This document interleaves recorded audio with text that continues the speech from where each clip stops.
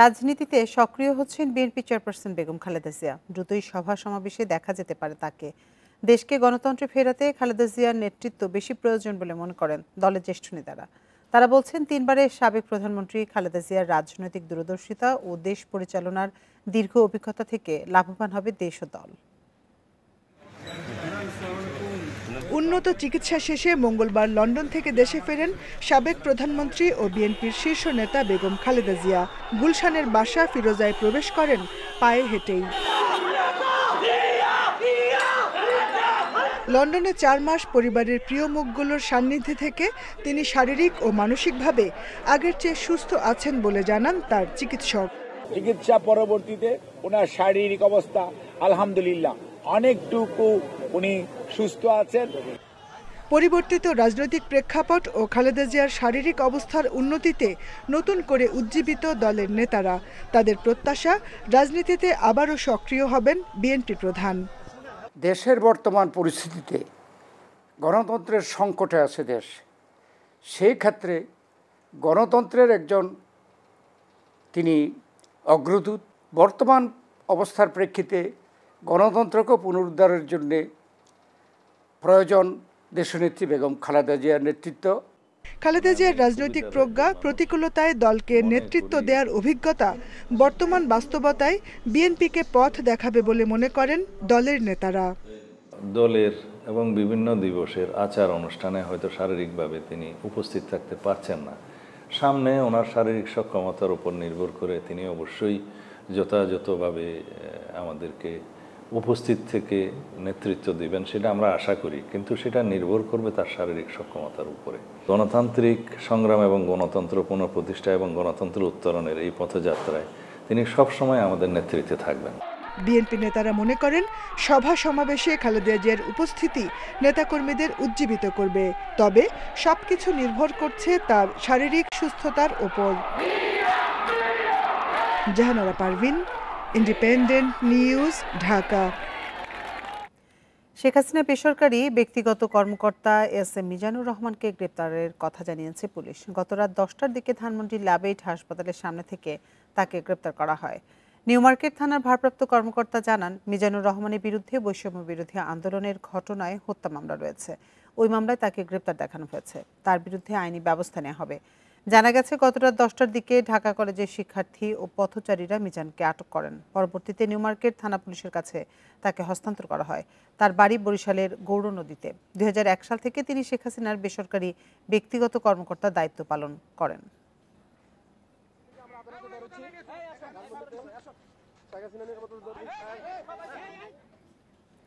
বিমানবন্দর উন্নয়নে দুর্নীতির অনুসন্ধানে শেখ হাসিনা সহ 3 জনকে তলব করেছে দুর্নীতি দমন কমিশন দুদক।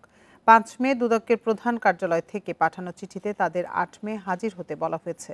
বুধবার রাজধানীর প্রধান কার্যালয়ে সংস্থাটির উপপরিচালক আক্তারুল ইসলাম এসব তথ্য জানান।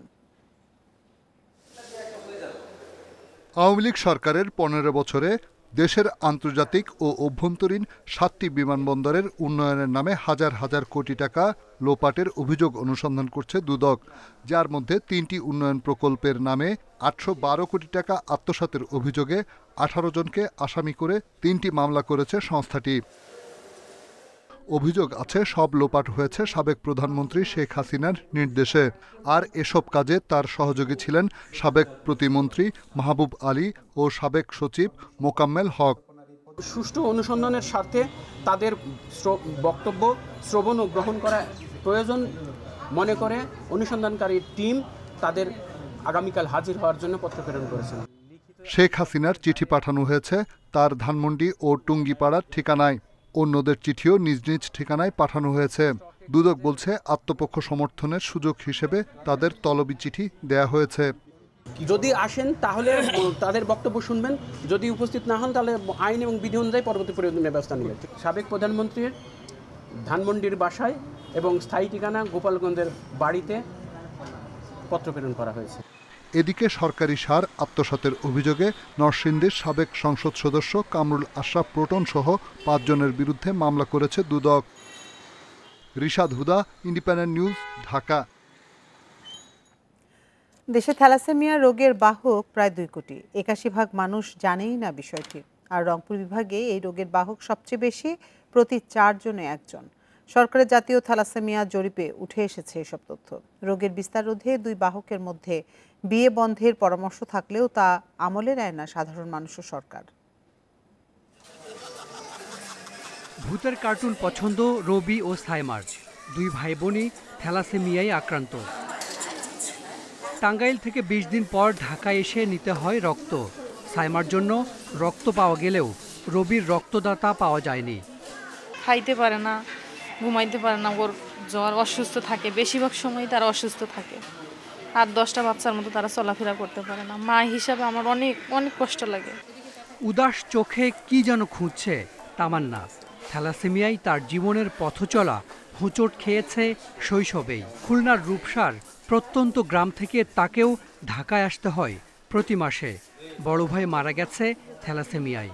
তাহলে আমি যে কি হারাইছি আমি নিজেই বুঝি, যে আমার ছেলেটা 7 বছর বয়সে হারাইছি। আমার ছেলেটা বিনা ট্রিটমেন্টে মারা গেছে। আমি চাই না যে আমার মতো এরকম আর কোনো মারা কাঁদুক। আমার এই বাচ্চাটা এইখান থেকে যদি আমি ট্রিটমেন্ট না পেতাম, হয়তো আমি এই সত্যটাও হারাতাম। এই শিশুদের বাবা মা থ্যালাসেমিয়ার বাহক। এতে সন্তানদের বহন করতে হচ্ছে রোগটি। বিয়ের আগে রক্ত পরীক্ষা না করায় অনুশোচনা আক্রান্ত শিশুদের পরিবারে। যথেষ্ট আপসেট আমি এই বিষয়টা নিয়ে। যদি বিয়ের আগে যদি আমি আরেকটু সচেতন হতাম তাহলে আমার এই সমস্যাটা পড়তাম না। আমরা যখন ডক্টরের সাথে দেখা করেছি, তো ডক্টর আসলে আমাদের এই বাহকের কারণে যে অনাগত ভবিষ্যতের প্রবলেম হবে এটা আসলে ওনারা আমাদেরকে বলেন। থ্যালাসেমিয়া নিয়ে জাতীয় জরিপে দেখা গেছে শহরের তুলনায় গ্রামে বাহক বেশি। সিলেটে বাহক 5 ভাগ হলেও রংপুরে তা 27। গত বছর 8,000 মানুষের উপর প্রথম এই জরিপ করে বাংলাদেশ পরিসংখ্যান ব্যুরো। সবচেয়ে ভয়ানক যে কমপ্লিকেশনগুলো হয় disease transmission, hepatitis B virus, C ভাইরাসের সংক্রমণ হচ্ছে। একটা হচ্ছে কি আয়রন অত্যধিক হারে শরীর ডিপোজিশন হওয়ার জন্য তার গ্রোথ রিটার্ডেশন হচ্ছে। কি হচ্ছে না থ্যালাসেমিয়ার সব কমপ্লিকেশনসগুলো হতে থাকবে। বছরে প্রায় 8,000 শিশু থ্যালাসেমিয়া নিয়ে জন্ম নেয়। একটা সময় মধ্যপ্রাচ্যের দেশগুলোতে থ্যালাসেমিয়ার প্রকোপ ছিল অনেক বেশি। বিয়ের আগে রক্ত পরীক্ষা বাধ্যতামূলক করে দেওয়ার মাধ্যমে সেই প্রকোপ নিয়ন্ত্রণ করতে পেরেছে দেশগুলো। কিন্তু এ নিয়ে তেমন মাথা ব্যথা নেই বাংলাদেশ সরকারের।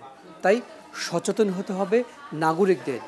বিয়ের আগে জেনে নিতে হবে বরকনে থ্যালাসেমিয়ার বাহক কিনা। তা না হলে অসুস্থ সন্তান আসবে পৃথিবীতে, আর সেই দায় কি এড়াতে পারবেন বাবা মা? Hasan Misba, independent news, Dhaka. LP গ্যাসের পরিবহন মজুত ও বিক্রিতে অবৈধ ক্রস ফিলিং বন্ধে কঠোর অবস্থান নিয়েছে সরকার। ঝুঁকিপূর্ণ এই কাজে জড়িতদের বিরুদ্ধে ব্যবস্থা নিতে জেলার আইনশৃঙ্খলা বাহিনীকে নির্দেশনা দিয়েছে বিদ্যুৎ, জ্বালানি ও খনিজ মন্ত্রণালয়। তবে এই অবৈধ ব্যবসা বন্ধের জন্য সরকারের নজরদারি বাড়ানোর দিকেই জোর দিচ্ছেন বিশ্লেষকেরা। এলপিজি গ্যাস সিলিন্ডারের লিকেজ থেকে আগুন ও বিস্ফোরণে প্রাণনাশ, এমনকি গোটা পরিবার নিশ্চিহ্ন হওয়ার মতো দুর্ঘটনা এখন হরহামেশাই ঘটছে। নিয়ম অনুযায়ী এলপিজি সিলিন্ডার ভরার জন্য উপযুক্ত অবকাঠামো ছাড়াও বিস্ফোরক অধিদপ্তর সহ বেশ কিছু সংস্থার লাইসেন্স এবং নির্দিষ্ট কিছু শর্ত মানা বাধ্যতামূলক। কিন্তু নাম সর্বস্ত কিছু প্রতিষ্ঠান সেটা না করে মূল অপারেটর থেকে বড় সিলিন্ডার কিংবা ট্যাঙ্কে এলপিজি কিনে নিজেরাই গোপনে ছোট বড় সিলিন্ডারে ভরছে অবৈধভাবে, যা ক্রস ফিলিং নামে পরিচিত। এভাবে এলপিজির অবৈধ ক্রস ফিলিং এখন অসহনীয় মাত্রায় চলে গেছে। একই সঙ্গে বাড়ছে দুর্ঘটনাও, বলছেন ব্যবসায়ীরা। এই ছত্রছায়া থেকে যদি এখান থেকে না বেরোনো যায় তাহলে কিন্তু সরকার ট্যাক্স পাবেন না, সরকার এক্সচেকারে টাকা জমা হবে না। প্লাস একটা সবচেয়ে বড় ভয়াবহ জিনিসটা, সেটা যদি কোনোদিন কোনো দুর্ঘটনা ঘটে তাহলে কিন্তু এটা মানে সেই অঞ্চলে একটা বড় বিপদ ডেকে আনবে। আর ঝুঁকিপূর্ণ এই ব্যবসা বন্ধের জন্য সরকারের নজরদারি বাড়ানোর তাগিদ গবেষকদের।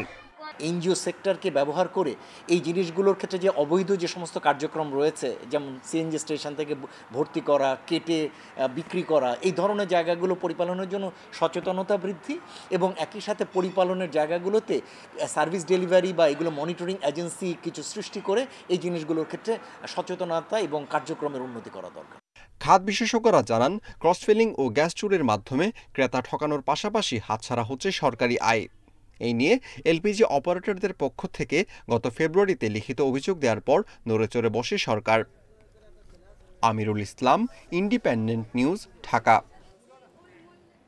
দেশের বিভিন্ন স্থানে সিলিন্ডার গ্যাস মজুত ও বিক্রি হচ্ছে নিয়ম নীতির তোয়াক্কা না করে। বেশিরভাগ ক্ষেত্রেই থাকে না অগ্নি নির্বাপন সহ কোনো রকম নিরাপত্তা ব্যবস্থা। নেওয়া হয় না সিলিন্ডার গ্যাস বিক্রির অনুমোদনও। হাটে বাজারে পাড়া মহল্লায় প্রকাশ্যেই চলছে ঝুঁকিপূর্ণ কেনাবেচা। সাভার, আশুলিয়া ও ধামরাইয়ে এমন কয়েক শতাধিক গোডাউন রয়েছে যেখান থেকে পাড়া মহল্লার বিভিন্ন দোকানে এলপি গ্যাস সিলিন্ডার পাইকারিতে বিক্রি করা হয়। পরে খুচরা দোকান থেকে কেনেন ভোক্তারা।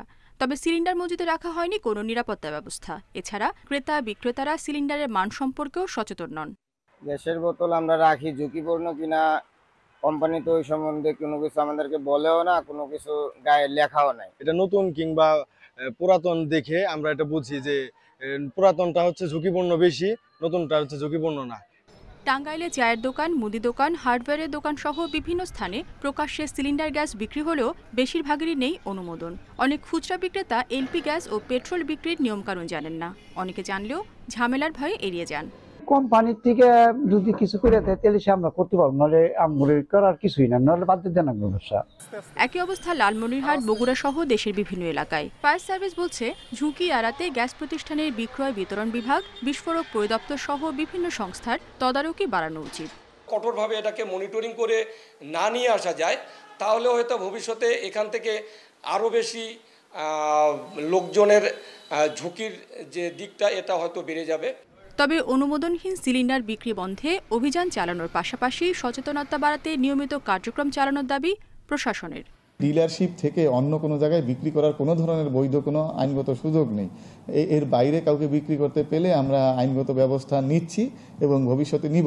ঝুঁকি এড়াতে আইনের কঠোর প্রয়োগের দাবি সংশ্লিষ্টদের। রেশমি নন্দী, ইন্ডিপেন্ডেন্ট নিউজ। এ নিয়ে বিস্তারিত জানাতে লালমনিরহাট ও মানিকগঞ্জ থেকে আমাদের সাথে যোগ দিচ্ছেন সহকর্মীরা। শুরুতে যাচ্ছে লালমনিরহাটে, সেখানে আছেন সহকর্মী মাহফুজ রহমান। মাহফুজ, লালমনিরহাটে গ্যাস সিলিন্ডার বেচাকেনায় নিয়ম কতটা মানা হচ্ছে আর তদারকির উদ্যোগ যথেষ্ট কিনা সেখানে? আপনাকে ধন্যবাদ। আপনাকে জানিয়ে রাখি যে লালমনিরহাটের যে পাড়া মহল্লা সহ বাজার ঘাট বিভিন্ন মোড়ে মোড়ে কিন্তু যত্রতত্র ভাবে কিন্তু এই অতি দাহ্য পদার্থ সিলিন্ডার গ্যাস কিন্তু বিক্রি হচ্ছে।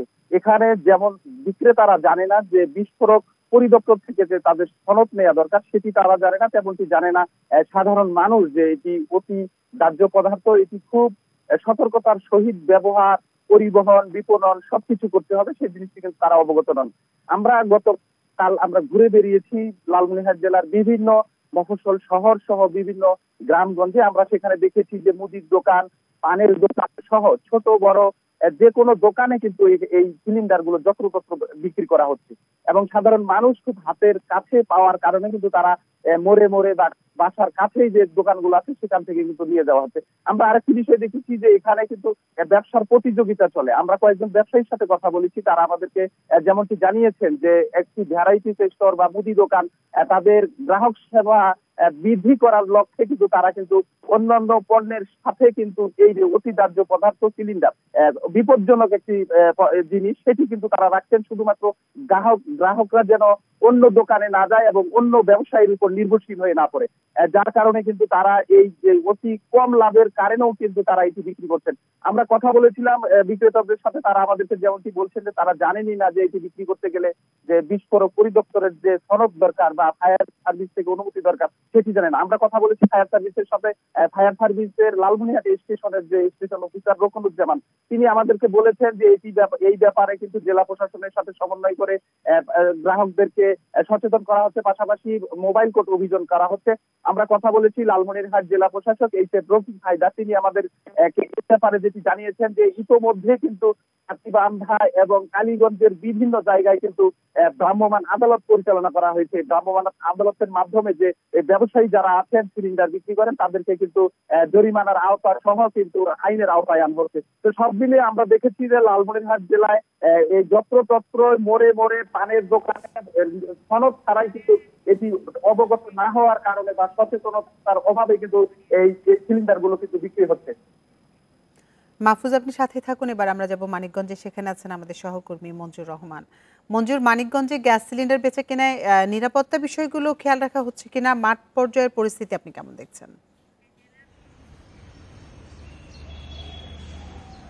দেখুন, আপনাকে একটি তথ্য জানিয়ে রাখি, কারণ হচ্ছে মানিকগঞ্জে প্রায় এক যুগের বেশি সময় ধরে তীব্র গ্যাস সংকট কিন্তু দেখা দিয়েছে। এখানে ওরা বিল না দিয়ে প্রতি বছরেই কিন্তু বা প্রতি মাসেই কিন্তু ওরা কোটি কোটি টাকা হাতিয়ে দিচ্ছে মানিকগঞ্জ থেকে। এই গ্যাস না থাকার কারণেই কিন্তু মানিকগঞ্জে মূলত এই যে এলপি গ্যাসের চাহিদাটা বেড়েছে, এবং এই এলপি গ্যাসের চাহিদা বাড়ার কারণে কিন্তু এখন আমাদের সহকর্মী যে লালমনিরহাটের যিনি যেভাবে বলেছেন যে পাড়ায় পাড়ায় মহল্লায় এবং আনাচে কানাচে যেখানে চার দোকান মুদির দোকান এসব জায়গায় কিন্তু এসব এলপি গ্যাস বিক্রি হচ্ছে, এবং এইসব এলপি গ্যাস বিক্রি করতে যে তাদের বিস্ফোরক অধিদপ্তরের যে লাইসেন্স প্রয়োজন হয় এটিও তারা জানেন না। তারা বলেন যে তাদের চাহিদা আছে, এই কারণে তারা এগুলো বিক্রি করছেন। কিন্তু আমরা দেখেছি গত কয়েক বছরে মানিকগঞ্জে কিন্তু বেশ কিছু অগ্নিকাণ্ডের ঘটনা ঘটেছে, কারণ আগে কখনো হাট বাজারে কিন্তু অগ্নিকাণ্ডের ঘটনা ঘটতো না,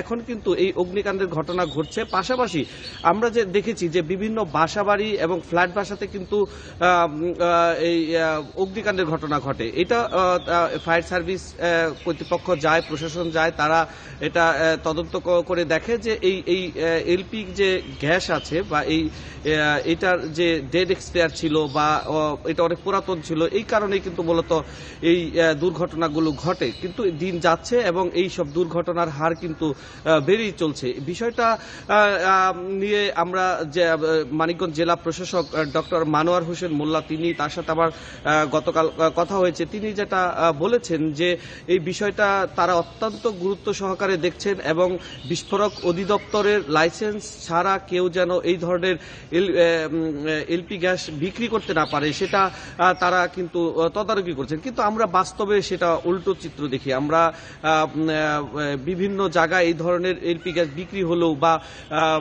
এই যে পেট্রোল যেগুলো বোতলে করে বিক্রি করে সেগুলো দেখলেও কিন্তু আমরা সেরকম আশানুরূপ অভিযান সেটা কিন্তু আমরা দেখি না। আর মানিকগঞ্জে ডিলার, পুরো মানিকগঞ্জ জেলায় 10 জন ডিলার আছে এবং 5 জন সাব ডিলার আছে এবং কয়েকশ মানে 2 শতাধিকের বেশি এরকম কিন্তু এই যে খুচরা যারা বিক্রেতা তারা কিন্তু আছে, সেটা আরো বেশি আছে। তো এটা সাধারণ মানুষ এবং ভুক্তভোগী সবারই দাবি যে প্রশাসন যেন এই বিষয়টা হার্ড লাইনে থাকেন এবং এইসব খুচরা যারা বিক্রি করেন তাদের বিষয়টা তারা যেন একটা সেফটি জায়গায় রেখে এগুলো বিক্রি করেন, এবং খোলা বাজারে বিক্রি করলেও তারা যেন যে প্রশাসনের যে বিস্ফোরক অধিদপ্তরের লাইসেন্স থাকে সেটা যেন তারা নিয়ে এবং নিয়ম নীতি মেনেই যেন তারা এটা বিক্রি করে। এটা কিন্তু গ্রাহকরা চান। তারা আবার বলেন যে এটা কোথায় থেকে করতে হয় সেটা এক ধরনের এই কারণে তারা করে না, আবার এটা প্রতি বছরে বছরে রিনিউ করতে হয়, এইটাও তাদের একটা ঝামেলা মনে করেন বলে তারা করতে চান না। তবে প্রশাসন ইচ্ছা করলে এই বিষয়টা তারা দেখতে পারেন। লালমনিরহাট এবং মানিকগঞ্জ থেকে জানাচ্ছিলেন আমাদের সহকর্মীরা। সরকারি উদ্যোগের অভাবে রবীন্দ্রনাথ ঠাকুরের স্মৃতি বিজড়িত অনেক নিদর্শন অবহেলায় পড়ে আছে, এতে ক্ষোভ জানিয়েছেন রবীন্দ্র প্রেমীরা। সব স্থাপনা দ্রুত সংরক্ষণের দাবি তাদের। প্রত্নতত্ত্ব অধিদপ্তর জানিয়েছে কবিগুরুর স্মৃতি সংরক্ষণে পদক্ষেপ নেওয়া হয়েছে। খুলনার ফুলতলা ও পিঠাভোগ, কুষ্টিয়ার শিলাইদহ, সিরাজগঞ্জের শাহজাদপুর ও নওগাঁর পতিশরে নিজ কাছারি বাড়িতে রবীন্দ্রনাথ আসেন বেশ কয়েকবার। সাহিত্য চর্চার পাশাপাশি জমিদারি দেখভাল করেছেন। এসব জায়গায় এখনো টিকে রয়েছে কবিগুরু রবীন্দ্রনাথের স্মৃতিবিজড়িত নিদর্শন। সেগুলোর অনেকটাই বেহাত হতে চলেছে, অনেকগুলো পড়ে আছে অযত্নে। অনেক নিদর্শন প্রত্নতত্ত্ব অধিদপ্তরের কাছে হস্তান্তরের চেষ্টাও ব্যর্থ হয়েছে। কিছু গুরুত্বপূর্ণ রবীন্দ্র স্মৃতি আছে যেগুলো আমি বারবার তৎকালীন আর্কিওলজি ডিপার্টমেন্টের আঞ্চলিক পরিচালককে বলা সত্ত্বেও তিনি গুরুত্ব দেননি। 1905 সালে নওগাঁর পতিশরে একটি মাইনর স্কুল প্রতিষ্ঠা করা হয়। ওই স্কুলের একটি কক্ষে ব্যক্তি উদ্যোগে জাদুঘর করা হয়েছে, রাখা হয়েছে রবীন্দ্রনাথের বেশ কিছু নিদর্শন, কিন্তু সবখানেই অবহেলার ছাপ। এগুলো তো হাজার হাজার বছর ধরে সংরক্ষণ করে রাখা উচিত, আমাদের পরে যারা আসবে তাদেরও তো দেখা উচিত। রবীন্দ্রনাথ ঠাকুরের এই স্মৃতিগুলোকে আরো মজবুত করে রাখতে হবে, যেন এটি সবার মাঝে চিরস্থায়ী হয়ে থাকতে পারে। কুষ্টিয়াতেও নষ্ট হচ্ছে কবির স্মৃতি বিজড়িত নিদর্শন, তবে প্রত্নতত্ত্ব অধিদপ্তর বলছে সংরক্ষণে নেওয়া হয়েছে নানা উদ্যোগ।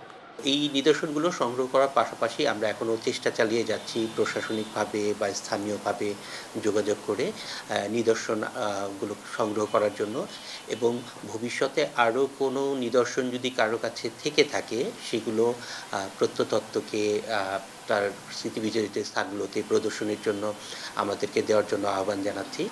1913 সালে সাহিত্যে নোবেল পুরস্কার পান তিনি। প্রথম নওগাঁর প্রতিসরে আসেন 1891 সালে। Hasibur Rahman, independent news, Naogaon.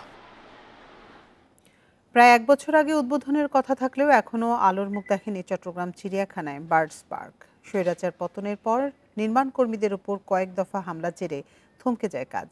অভিযোগ উঠেছে পার্কটির প্রায় 10 একর জায়গা দখলে চক্রান্ত করছেন প্রভাবশালীরা।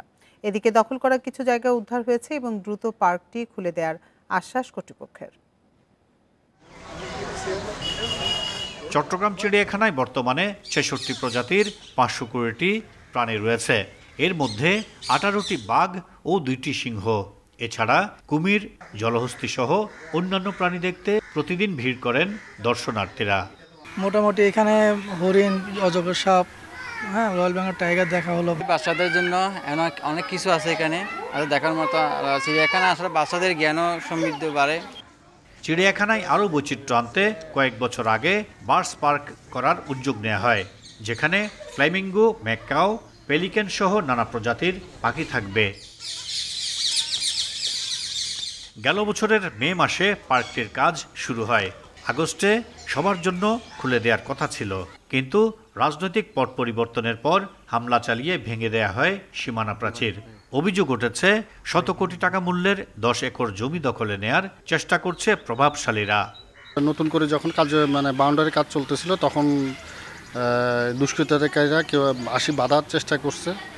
পরে সেখানে আমাদের 1-2 লেবার ছিল, তারা একটু আহত হয়েছে।